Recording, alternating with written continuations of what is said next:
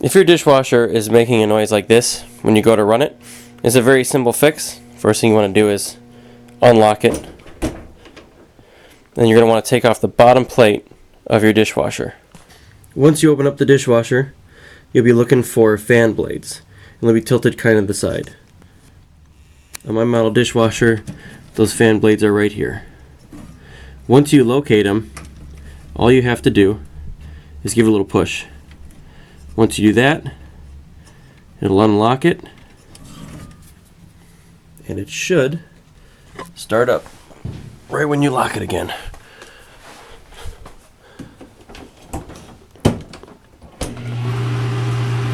There you go.